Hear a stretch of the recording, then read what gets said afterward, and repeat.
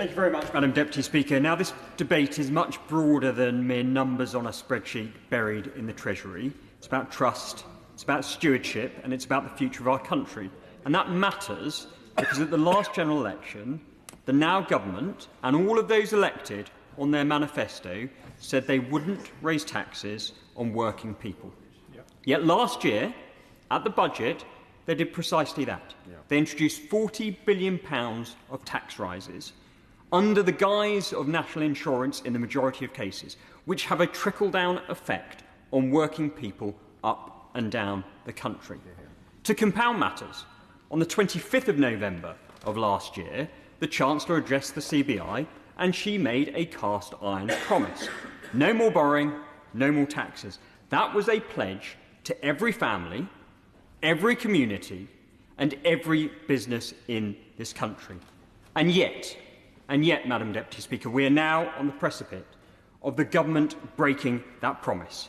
And to do so would irreversibly damage the public's confidence in the government's ability to manage our economy. Simply put, every tax rise hits families, hits pensioners and hits small businesses. There is a simple maxim, Madam Deputy Speaker. Borrowing today is merely debt for tomorrow. For every pound borrowed, it has to be repaid, and it has to be repaid with interest. Now, I know the opposition benches do not necessarily regularly take the words of Margaret Thatcher to heart, but I would leave a quote to her. Pennies don't fall from heaven, they have to be earned. That is what people up and down this country are doing every day. They are grafting to provide for their families and their future. She was absolutely right. History teaches us that unchecked spending commitments undermines growth, it reduces confidence, and it erodes the state's ability to serve those who are most vulnerable. In contrast, having a control over public expenditure isn't an ideology. It's not something to be feared. It is simply common sense.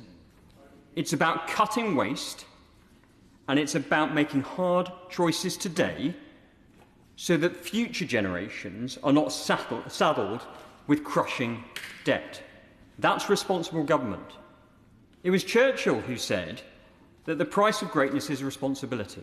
Well, when the now government came into power, with great fanfare, there was this sense that they wanted to be a great reforming government.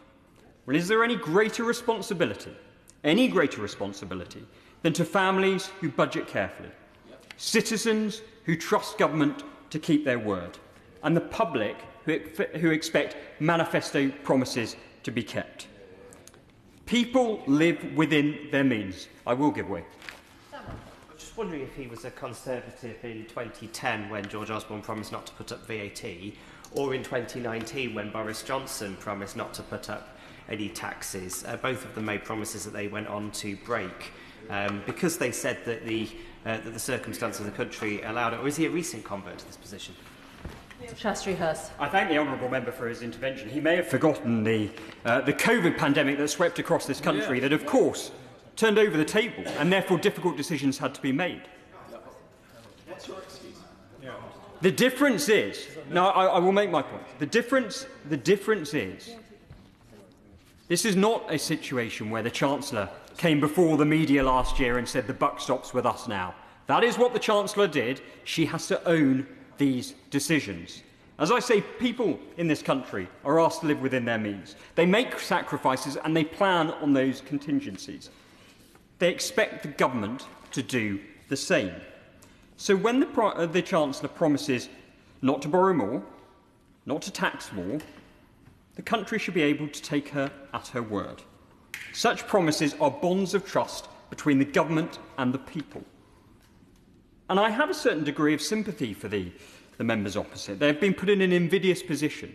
They've been asked to break a promise that they have made to their constituents and that they have made to their country.